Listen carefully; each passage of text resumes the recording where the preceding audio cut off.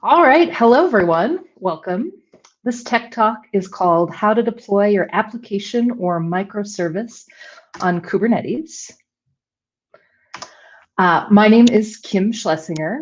I'm a new developer advocate at DigitalOcean, focusing on cloud native technologies, especially Kubernetes.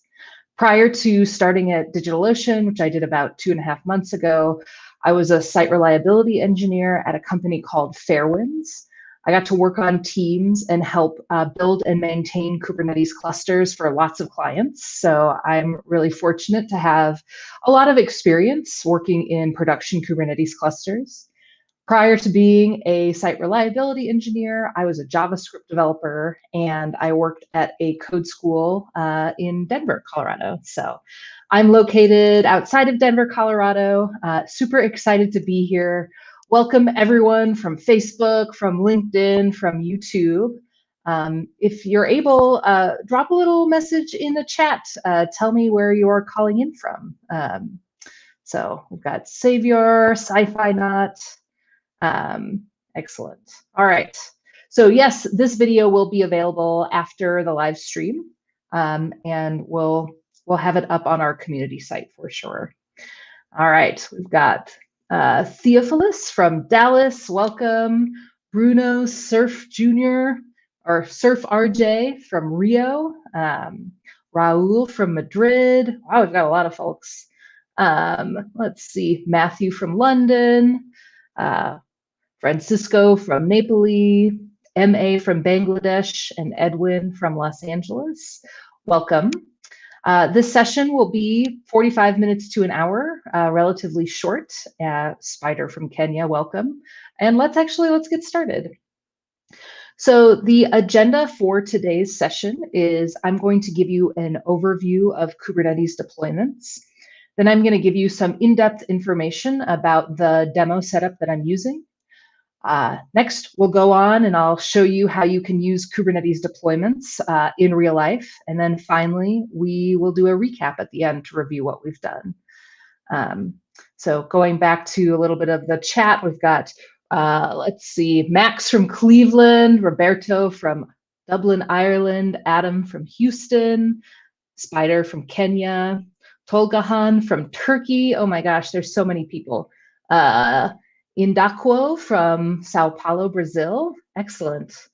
Timothy from Estonia, Amit from Mumbai. Welcome. So excited to have you. All right. So let's hop in. We're going to talk about an overview of Kubernetes deployments. And you might be saying, wait, the title of this talk is How to Deploy Your Application or Microservice on Kubernetes. Like, why are we hopping right into something so specific? The Kubernetes deployment. So in my own experience learning Kubernetes, I've noticed that there's this leap that you have to take as a learner. And the leap is, in a lot of the introductory material when you're learning Kubernetes, you spin up individual pods as part of your practice. But that's not what you do when you're working in a production Kubernetes cluster. Instead, you use these Kubernetes resources that spin up and manage pods on your behalf. Some of those resources are DaemonSets, stateful sets, deployments, and jobs. And in this talk specifically, I'm going to show you how to use the Kubernetes resource called deployments to deploy a microservice or application. So that's really what I was thinking about when I was preparing this talk, is making the leap from I'm learning Kubernetes to I can deploy something that is actually going to be in production or that mimics my production environment in Kubernetes. So the audience for this talk will be good for you to watch or work along with if you're running containerized workloads in a non-Kubernetes environment. So you having some experience with Docker and containerization will be helpful. This talk will be good for anyone looking to gradually migrate to Kubernetes. Maybe you've been able to create one containerized microservice and you'd like to deploy that into a Kubernetes cluster. This talk is also good for anyone who's looking for information beyond the introduction to Kubernetes material. So anyone who's curious, you're absolutely welcome here. So why are deployments greater than individual pods?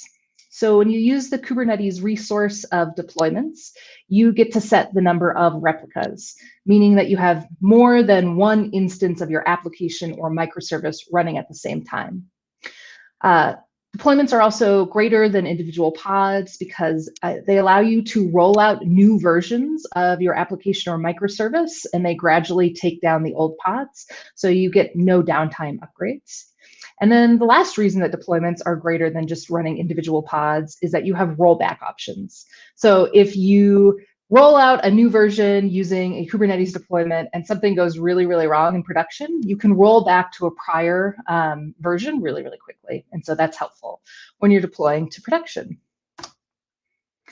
So to zoom out and to talk more about the big picture, like why is Kubernetes helpful? So when using a Kubernetes deployment, you can use that to automate updating your application or microservice.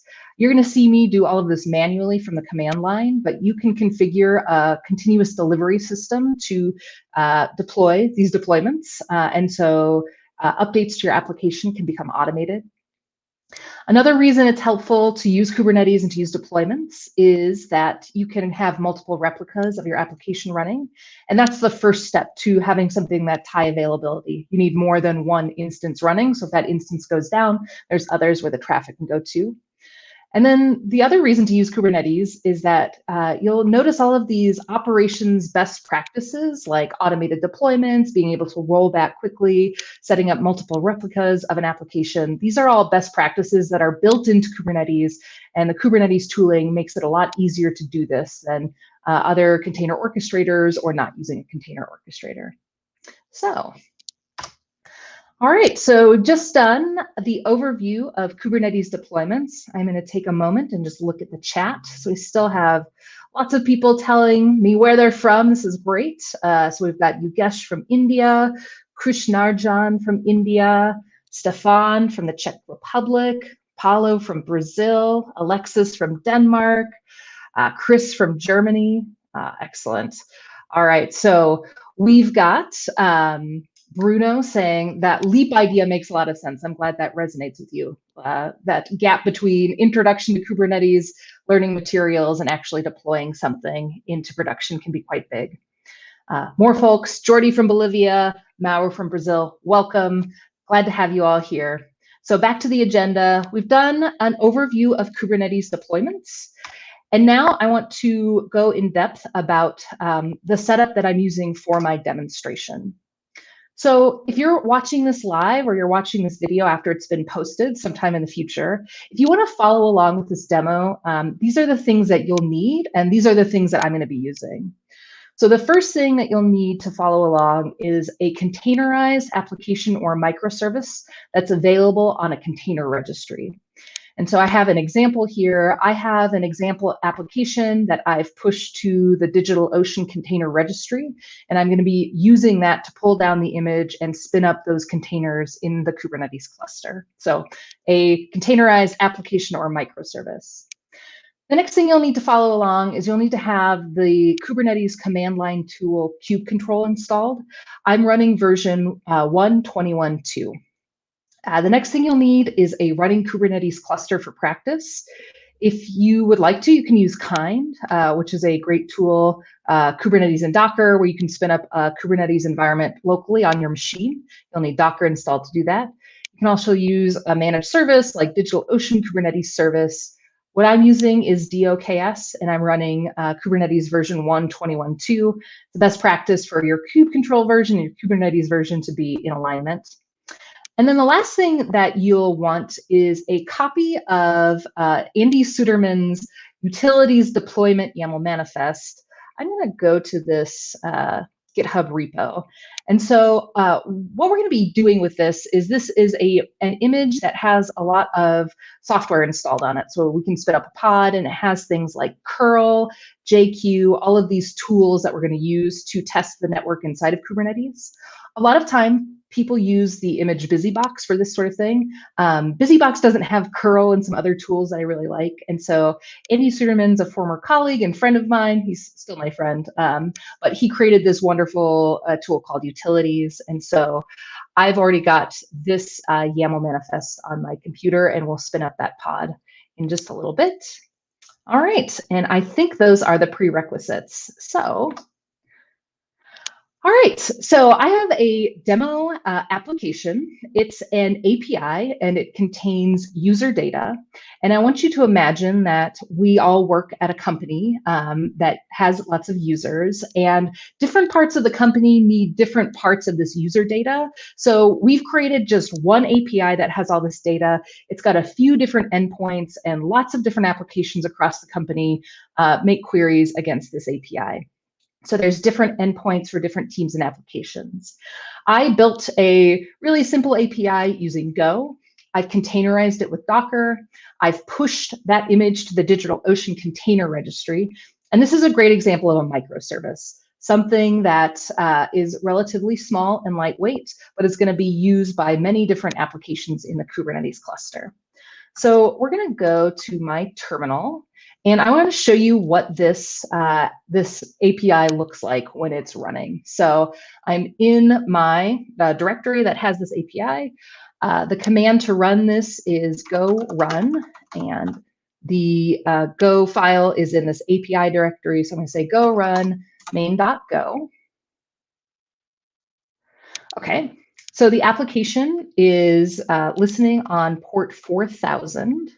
So let's see if I can get back to my browser. All right, so if I go to localhost 4000, you'll see this is some data, this user data, and it's a JSON object. It has all of these different users. These are people from DigitalOcean who are on the developer advocacy team. So there's me, there's Mason, there's Chris, there's Matt. It's got our IDs, our first names, our usernames, a URL for our avatars, the company that we work for. It shows us the most recent comment that this user has made, and then it also shows the time of the last login. So just some user data here. There's also an endpoint called comment. Oh, I guess it's comments. Maybe a team at the company just needs to see the user's first name and the last comment they made. So we've got this endpoint with that's just pulling out the user's first names, their most recent comment. So that's what those look like. Beautiful. All right, so I'm going to stop this. Go back to my slide deck. Excellent. So that's just the demo of the microservice. It's really simple. It's running locally on my machine. And so what I want to do is I want to be able to deploy that into a Kubernetes cluster. So let's present and go on. Okay, so what I just did was describe the demo setup. I've got that example API. It's containerized, it's pushed up to a container registry. And now we're going to get into the meat of the talk, which is deployments in action. And so the way that I'm going to create my deployment is I'm going to generate a YAML manifest. And so there are sort of two ways you can do this. The first way is you can go to the Kubernetes docs on deployments, and you can just copy and paste their example manifest. I think that's a great way to do it. You would then have to change some of the things like the name of your application, the labels that are going to be applied to the pods, the number of replicas. But what I'm going to do instead of copying and pasting that is I'm going to generate the manifest using kubectl. So I am back at my command line, and I'm going to make this full screen. And this is a long command, so I have notes that I'm going to look at. And so the way that you do this with kubectl is you say kubectl create deployment, and we're going to use some flags to pass in some values. So first thing, I'm going to say the name of the deployment. It's going to be example API. The next thing I'm going to do is I'm going to say, this is the image that I want you to pull from. And like I mentioned, I have my image stored in the container registry. That's DigitalOcean's. This is the example API. I have two versions of the application. I have version 1.0 and I have version 1.1. I want to deploy the earliest version, version 1.0. What I'm going to do is, instead of grabbing just the tag, I'm going to grab the digest, the SHA, and there's a question mark, and then when I pull that up, it says digest is a fixed identifier used to pull a specific version of an image. I have lots of images like pushed up into the container registry, and I want the latest one. I want to be really specific, so I'm going to use that digest. All right, so I have image, and then I'm going to paste that. It's pretty long, but I'm saying this is the image that you're going to use to create this container. Let's see, the next thing I'm going to run is this dry run command. Dry run equals client. And that just means that Kubernetes isn't actually going to apply this command. Instead, what I'm going to do is whatever gets generated by this command, I want the output to be YAML instead of JSON. And then I'm going to have that go to a file that I'm creating called deploy.yaml. So let me hit enter. And I see I've got that deploy.yaml file. So let's go ahead and take a look. Excellent. Deploy.yaml. So let's just kind of talk about what's in this YAML file. So the kind of Kubernetes resource is specified. It's a deployment. We have this metadata, and so the deployment is going to look for pods that have this label app example API, and it's going to apply all changes to those pods. The name of the deployment is example API. Then when we go into the spec, I've got the number of replicas that I'm running. I'm going to change that from 1 to 3 because I want that high availability for this API. Again, we're going to be looking for the label app example API. That's how Kubernetes knows how to match the deployment to the pods that it's creating. And then if we go to line 14, we have the template. These are for the pods that the deployment is going to create. Again, the labels with the application. And then the interesting part is the spec. So we have the container, and we have the container image, which is the image I've got in my registry. And then the name of those pods is going to be example API. All right. So we've done sort of the anatomy of a Kubernetes deployment. I'm going to deploy this into my cluster in just a second. I'm expecting to see a new deployment created. I want to see 3 replicas of that pod running. And then we can look in the pod and make sure that it's got this image running. So let's go back to the command line. I'm just going to run a few Kubernetes commands to make sure that I'm connected to my cluster. So I'm going to say kubectl git nodes. Excellent. All right, so this is my DOKS cluster. Got 3 nodes that I'm working with. They're running Kubernetes version 1.21.2. I'm going to say kubectl get pods. Okay, so if you don't specify a namespace, Kubernetes will say, here are the pods in your default namespace. And I don't have anything running there. That's good. That's what I'm expecting. I'm going to deploy this deployment into the default namespace. So the way I'm going to do that is I'm going to say kubectl apply the file that's called deploy.yaml. Kubernetes says, hi, I have created a deployment. It's called example API. So I'm going to say kubectl, get me the deployments from the default namespace. So, there's my example API deployment.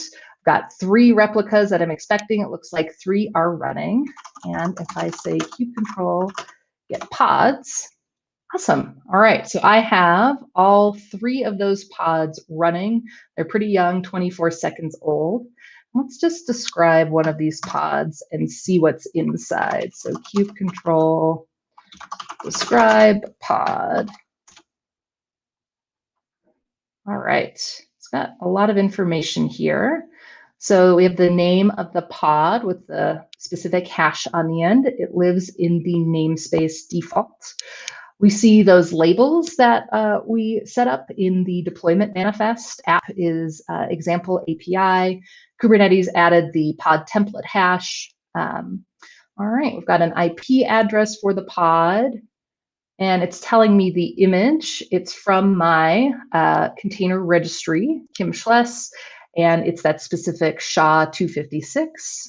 Looks like it's running. I've got some more information down here. I used to look at this a lot when I was an SRE, like what's going on with this pod. Looks like it was created and scheduled, and it's working. Great, so I'm going to pause and just answer some questions from the chat before we go on. So looks like we got the video fixed and a little bit better. I'm glad that's true. Bruno says those 3 replicas will be running on the same host. Probably not. The way we can check is by describing the pod, we see what node that the pod is running on. So this one is running on the node that says pool S4. Let's look at, let's see, I'm gonna have to take notes on this. S4, I'll just remember that. So I'm gonna say kube control, get pods. Let's describe this pod and see if it's running on the same node or another one. So kube control, describe pod. All right, so if we scroll up and we look at node, oh, it looks like maybe, I'm not sure, I'll have to check the nodes. So this one is also on S4, but it's 85. So let's kube control get nodes. Oh yeah, they've all got this hash in the beginning, but I believe that those 2 pods were running on different nodes. So that's how you would check. I'm guessing Kubernetes spread it out across the 3 nodes that are running, but it doesn't always do that. All right, let's see. Got a question from Paolo. How does the deployment work with private container registries? That's a great question. So for this example, I have my image pushed up to the DigitalOcean Kubernetes or container registry. I had to turn on a setting that said to the container registry, you are allowed to share and give the information to a specific Kubernetes cluster. So I had to set up permissions prior to the talk. Let's see, Amarish says, what are the possible values for the strategy field in deployment.yaml?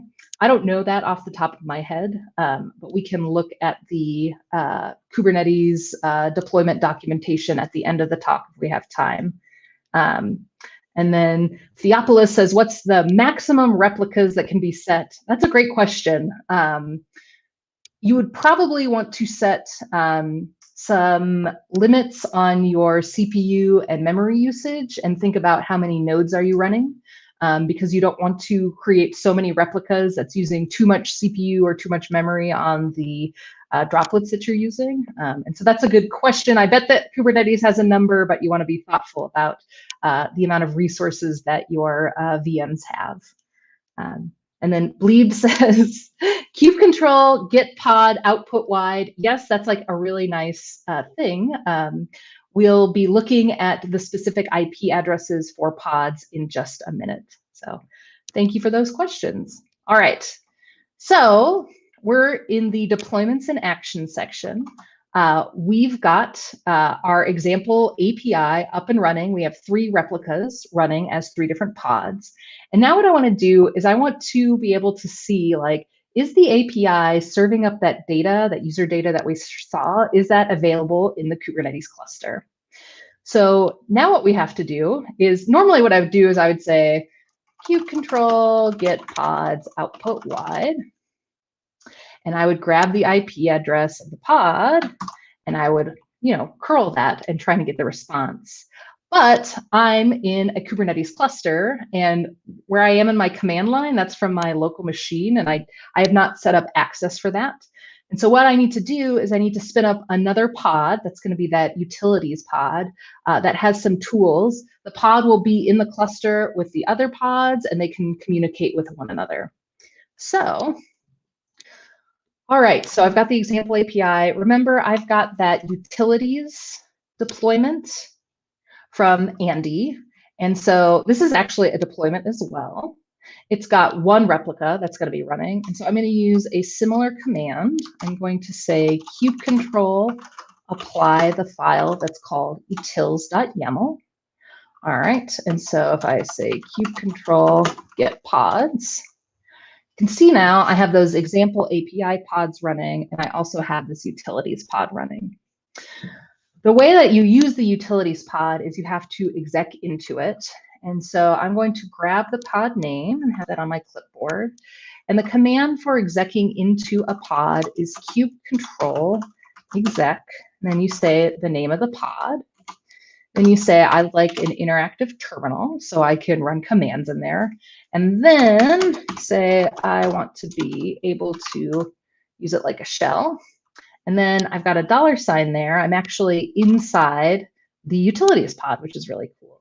And there's lots of software installed in here that's helpful. All right, so I'm in the utilities pod. I've got another tab open because I can't run the same kubectl commands in here as I would from my command line. So once again, kubectl get pod output wide. So I want to see if this container is serving up the user data that I've got in my API. And so I'm going to say curl this IP address. And if you remember from the demo setup, the port is 4000. Hey, that looks good. That looks like the data. This utilities pod actually has JQ installed, which is a way of formatting JSON output. And so I'm going to clear this. I'm going to say curl port 4000, and then I'm going to pipe that to JQ and say JQ, do the formatting. Beautiful. All right, so this is pretty cool, actually. I'm inside my Kubernetes cluster. I'm using the utilities pod to query this endpoint, and I'm seeing that data that I've got set up. So it's my name, it's Mason, it's Chris, and it's Matt. And I want you to notice the last field in all of this data is most recent comment. That's going to be important in just a minute. But I've got all this data. That's awesome. Let's see if I can get that other endpoint, the recent comments endpoint. So curl, oops, that's not what I wanted. I need that IP address. Okay, copy. So curl the IP address, port 4000, and then comment. Hey, there's that data that I'm looking for. It's just the most recent comment with the person's first name. Cool. All right, so it looks like my API is working. It's in a Kubernetes cluster. That could live in a Kubernetes cluster, and then different teams at your company could spin up different applications that are querying this API. And so I'm trying to show you how a microservice might work. It does one small thing, but the data is used by many different teams, and it's nice to have it available inside the Kubernetes cluster. All right, let's go back and just see where we're at. Okay, so I'm at the show don't tell section. Let's see what I've done so far.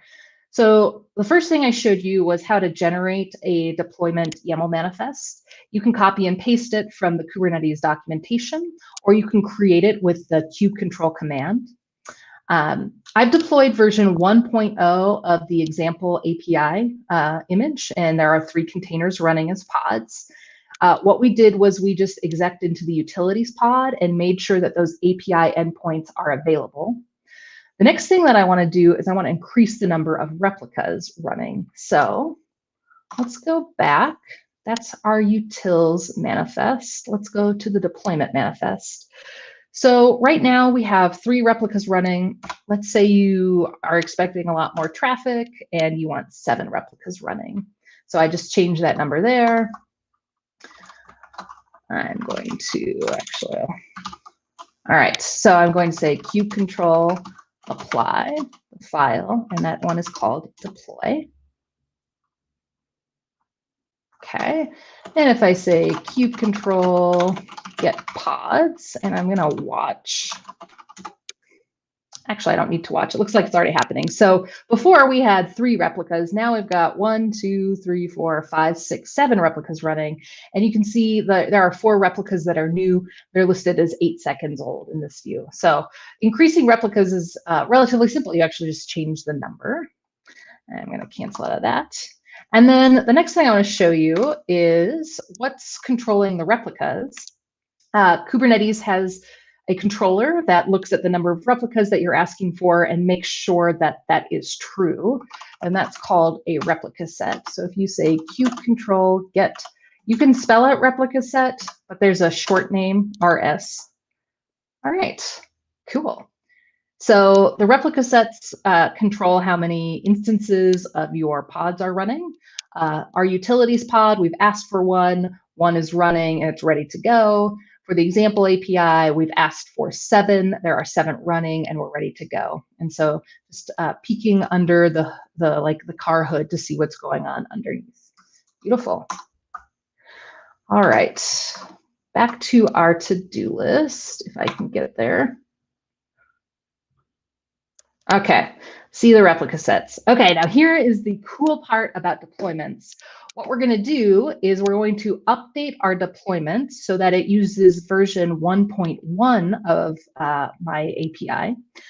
We're going to check that the API endpoints are available, and then we're going to see if the change is there that I'm expecting. So in this view, I drew your attention to the last field, which is most recent comment.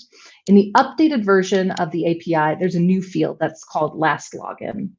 So let's clear that and figure out how to do this. So we're going to go back to the deployment manifest.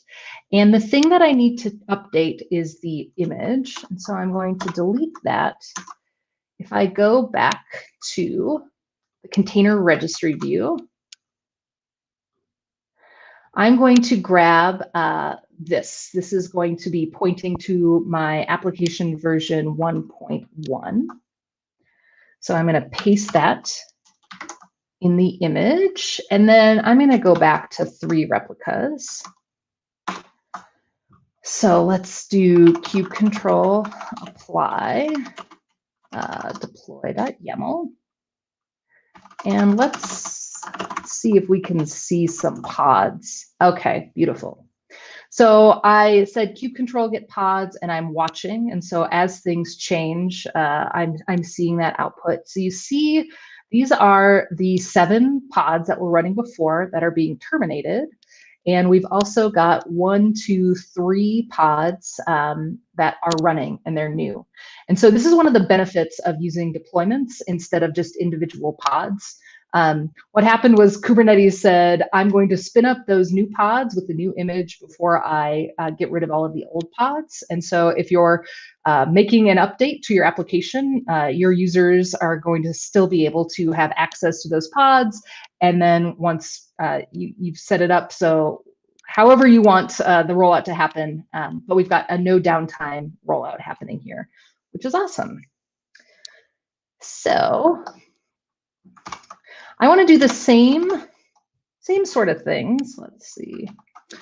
First thing I'm going to do is say kubecontrol get pods. And I want to just look at how is this pod, what does this pod look like? So kubecontrol describe pod. All right. So again, we see the name of the pod. It's in the default namespace. We see what node that it's running on. We see the IP address of the node. It's got all of those things there. The image is, I'm assuming it's that new image. Let's see, this one starts with 4D2. That's 4D2, so I've deployed version 1.1. Excellent. Scroll down. The events, it looks like it's been healthy, that the pods got scheduled and they started and they're running. And so let's grab the IP address of those pods. Kubecontrol get pods output wide. I'm going to grab the IP address here, and I want to see, did my update to my application, did it get rolled out? So I'm back in my utilities pod. Cruel. I'm going to curl that IP address. I'm going to look at port 4000, and I'm going to format my output with JQ.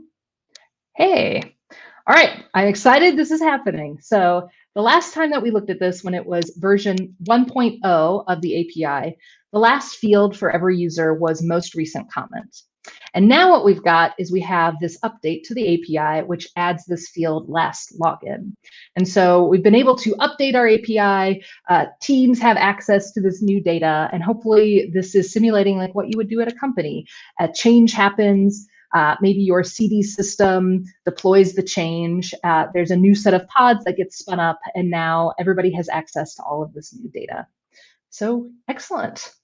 All right, back here. I'm going to pause and look at some questions. Yoganth says, hey, hey. We have a lot of servers at DigitalOcean, so we've got a lot of things to do. Sachin, is answering Giancarlo's question. So Sachin, thank you for being here, Sachin. So he says, replicas or replica sets guarantee the availability of a specified number of identical pods. So you can plan that with your node resources. I think he's just following up on the comment I made, like, is there a max number of replicas? And then Raul has a question, can you force pods to run in all available nodes? In your demo, 2 out of 3 pods were running in just one of the 3 nodes. One of the nodes was running, none of them. I can't remember the details, but there are things that you can do to make sure that like pods are spread evenly across nodes. But I'll have to look into that later. Chet actually says, oh yeah, thank you, Chet, for reminding me. You can look at Kubernetes DaemonSet. So DaemonSets are another resource that help create pods, but DaemonSets ensure that one pod runs on each node. And that's a good advertisement for my next tech talk, which will be about how to deploy an application using a Kubernetes DaemonSet or a Kubernetes job. Oh, Amaresh says node affinity. Thank you. You remembered the term I couldn't. Can fix nodes for pods. All right, back to it. Let's see where we're at with the show don't tell. Okay, so I deployed version 1.1 of my example API. We saw that the new field was included in the API. And now we have 3 things to show you. And these things are like emergency, what happens in an emergency. So let's say you roll out a new change into production and things start breaking. How do you roll back to a prior revision that was actually working? And so the first thing I'm going to show you is how to see the revision history. And I need to check my notes to make sure I remember this command.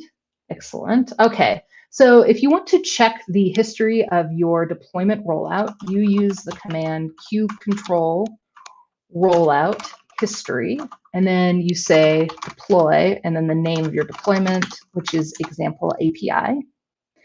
All right, so this is expected. We've got 2 revisions of the example API. I think it's changing from version 1, or it's changing the replica sets, and then, I'm sorry, changing the number of replicas, and then changing the image. If you want to roll back to the previous deployment that was working, you use the command kubectl rollout undo, and then you say the name of your deployment. And it says deployments was rolled back. And so let's look at the pods, see if there's new pods. Oops, kubectl get pods. So those old pods are being terminated, and we have 3 replicas that have been spun up. I'm curious what image these are running. So let's do kubectl describe pod. All right, so looking for image. So this is the image that starts with 3F4. I believe that is version 1.0. Yep, excellent. So I rolled back to the previous image that was working successfully. And so that command helps you do it really quickly. Let's see, rollout. Let's say you roll out maybe a couple of new versions and you need to go back even further. So you can, again, look at the rollout history. So kubectl rollout history, deploy example API. Okay, so now I have revisions 2 and 3. And if you want to go back to a specific revision, let's say I want to go back to 2. I don't have too many revisions here, but that's okay. You'd say kube control, rollout, undo, deploy, example API, and then 2 revisions. Oh, revision 1, no S, equals 2. And let's see, kube control, get pods. Okay, looks like new containers are being created, and I'm guessing that is the version 1.1 of the application. Let's take a look though, describe pod. Oh, I must have picked a container that was terminated. Let me get the pods again. Describe this one. Looking for that image 42. That is my second version. Yep, beautiful. All right. So I think I've shown all of those different things about deployments. One thing I will say, you might be wondering, so let's say I am on a different team that needs to ingest this data. What I was doing whenever I updated the deployment is I would look at all the pods and I would see their individual IP addresses, and that's where I would make the HTTP request to. But you also saw like pods get created and destroyed with some frequency in Kubernetes. And so instead of looking for specific pod IP addresses, what you would want to do is use a Kubernetes service. And what a Kubernetes service does is it creates a stable IP address that your team could use, and it directs traffic to the individual pods. And so as those pods get created and terminated, that service has that stable IP address, and so you can talk with that. I'm hoping to show some of that in my next talk. So, all right, so we just did the deployments in action. Let's do the recap, and then I will look at questions. And so to recap what we've covered today. So I've identified, and some other people have shared with me, that there is a huge gap between when you're doing intro to Kubernetes materials where you're spinning up individual pods versus how pods are actually managed in production Kubernetes clusters. Some of those ways you can manage pods is through daemon sets, stateful sets, deployments, and jobs. In this talk, it's just deployments. I'm just going the wrong way. I created a simple API that contains user data. It has data and endpoints that different teams might use at a company. I containerized it with Docker. I pushed it to the DigitalOcean container registry. And in this example of a microservice that might be useful where you work. And then I showed you all of these different things, how to generate a deployment YAML manifest. We deployed version 1.0 of the application, and then we checked that the endpoint was available and was serving up the data as we expected inside the Kubernetes cluster. We increased the number of replicas. We looked at the replica set, which is actually controlling and making sure that the correct number of pods are running. Then we deployed version 1.1 of the example API image.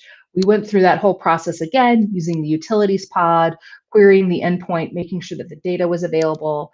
And when we deployed 1.1, we saw that that last login field was added. And so we had an update to the API. Then what we did is we looked at some of the commands and some of the things you can do if there's an emergency, if you deploy to production and something goes wrong. You can check the revision history. You can roll back to a previous deployment. You can also roll back to a specific deployment number if you have lots of different deployments. And then the last thing is to delete the deployment. I'll show you how to do that now. So if I tried to delete individual pods, let's see what would happen. Kube control, get pods. Okay, so I'm going to delete this pod that has the hash 6FSZL. So I'm going to say Kubernetes, delete the pod. It says I deleted that pod. But when I look, I see another pod like popped back up and is being created. And that's the power of the replica set. So if that pod did fail and was terminated, the replica set would say, I have to have 3 replicas of that pod running at all times. And so it spun up another pod. And so instead of deleting individual pods, what we're going to do is we're actually going to delete the deployment. So let's look at our deployments. I have my example API deployment as well as my utilities deployment. So let's delete the utilities deployment first. So kubectl delete utilities. Oh, I have to say what resource it needs to delete. It needs to delete the deployment. Okay. And then I'm going to do the same thing, but this time with example API. And then if I should see no more deployments, and I should have no more pods in my default namespace. These are still in the process of being pulled down. So let's look one more time. Looks like utilities is taking a while. Maybe one more. And it's still terminating, but that's okay. That's how you delete a deployment. All right. All right, so to go back to the big picture, like why is Kubernetes helpful, or why would you use deployments instead of individual pods? So using a deployment, it gives you the possibility of automating how you update your application or microservice. Indaquino has a great comment in the chat. They say, it would be great to see a CI/CD process from pushing the code to a Git repository until the deployment in the Kubernetes cluster. That would be great to see. I'll describe kind of what that would look like now. So let's say you're the developer who's in charge of updating that API. You add the last login field. You run the test locally on your machine, and they pass, and then you commit that code to a certain branch in Git, and that triggers your continuous integration system. So now your tests are running in the cloud, and if those tests pass, then your CD system can deploy that change into production. So that's like some of the power of using a deployment and using infrastructure as code. So that's why we're using the YAML manifest instead of that more imperative kubectl commands from the command line. So great comment. So that's just one of the powerful parts of how you can use Kubernetes, is setting it up with a CI/CD system so that your developers maybe need to make changes to the code, but they don't have to worry as hard about the actual infrastructure. Another part of the big picture, why deployments are better than individual pods, is that you can set up multiple replicas. And there's a lot more to say about how to manage multiple replicas and how to set up auto-scaling in Kubernetes. But running multiple instances of your application or microservice is the first step in getting high availability. And another thing that deployments help you do with their rollback and their rollout strategies is you get that no downtime upgrade and that no downtime like rollback. And then finally, some of these things are just best practices in the industry, and Kubernetes automates and has those best practices built into the system itself. So some resources that I recommend. The first thing is the Kubernetes docs, the official documentation on deployments. That's where we saw that YAML manifest that you can copy and paste. But this documentation is great. It describes some of the use cases, how to create a deployment, and then gives you just lots and lots of information. Another resource I highly recommend is, Benjamin Mushko's CCAD prep course, especially his GitHub repo. So I learned a lot of this by preparing for the CCAD, which is the Certified Kubernetes Application Developer exam. And I like this repository because he gives you things that you need to do using kubectl, and then he shows you the solution. So I highly recommend this repository. Some more info. So if you are wondering, like, how did she Dockerize that container, or how did she push all of that stuff into the container registry, the DigitalOcean Kubernetes for Full Stack Developers ebook can help you with some of that.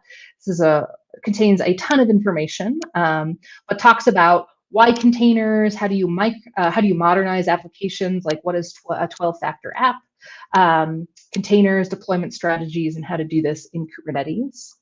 And then finally, if you're using DOKS, we have some really good documentation on how to use Kubernetes with DigitalOcean, how much it will cost. And then we have some great quick start guides that will help you spin up a cluster. So if you're wondering, how do I create a Kubernetes cluster that's actually running in the cloud? If you choose to use DigitalOcean, we have good documentation here. So again, my name is Kim Schlesinger. Thank you for joining me. In my next talk, which will be in a couple of weeks, I'm going to be doing something similar, but I'm going to be showing you the use case for Kubernetes deployments and Kubernetes jobs. This talk has been recorded. It will be available a little bit later today or tomorrow. And I'm just going to look at the last few questions and then we'll sign off. So let's see. Looks like Sachin hopped in and answered some questions. So I don't know where the question is, but I'm looking. Oh, Indaquino says, at Lucas, you can define a percentage of workload the pods may reach to launch new pods using an HPA, a horizontal pod autoscaler. Yeah, so all I showed you today was how to run multiple replicas. Kubernetes also has auto-scaling tools and horizontal pod autoscalers where you can set thresholds that if, let's say, your Kubernetes cluster, or it depends. Let's say you're running X number of pods and you're running out of room, then it will create more pods. You can think about the resource usage on your pods or on your nodes, but HPAs are highly configurable. Let's see.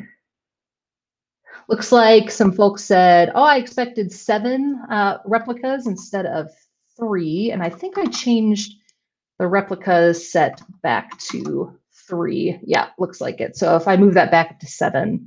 Oh, I think you're talking about the rollback. Yeah, I don't know why it didn't go back to 7. That's a good question. Let's see. Krishnarjan says, can we make this Kubernetes in local without charges? So that's where I recommend Kubernetes in Docker. Let me pull up that page. All right. Kubernetes in Docker. So this project is called Kind.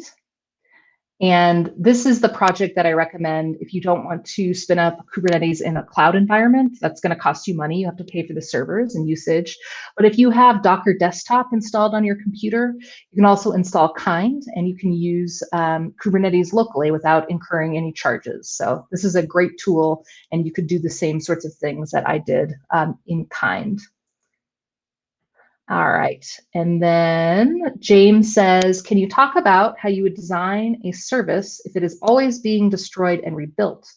For instance, what if you needed state? That's a good question. So I'm essentially showing you with this deployment how to deploy and manage a stateless application. And so I guess there's 2 parts of this question. What's the deal with the service? Does that get recreated and not? And what if you need a stateful application that has data that's always changing?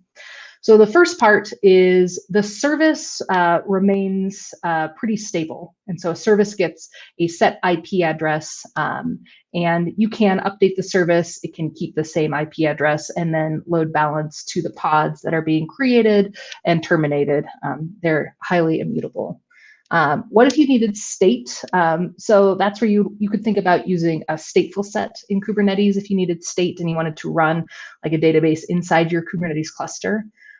What my last company did was for anything stateful running in a Kubernetes cluster, we actually recommended that you would set up a managed database outside of the cluster, like Mongo or Postgres, and that your application would query outside of the cluster.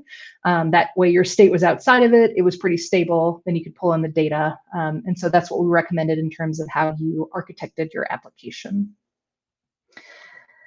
All right. Excellent. Paulo says, is there a page on DigitalOcean for your next talk? Not yet, but there will be in the next few days. Lucas has a great suggestion. Another talk, how to set up custom metrics for the HPA. I think I might just do that. That's a great recommendation. And then last thing, Giancarlo says Minikube is also an option for running a Kubernetes cluster locally. Absolutely, if you want to run your Kubernetes cluster on your computer or computers that you have that are in the cloud, Minikube is a great way to do that. All right. Well, thank you everybody for joining me. My name is Kim Schlesinger. You can find me on all social media at Kim Schless. You can find my DigitalOcean community profile at digitalocean.com/community/users/Kim Schlesinger. It was a real pleasure. This was my first tech talk for DigitalOcean. I appreciate you being here and participating in the chat, and we will see you soon. Have a good day.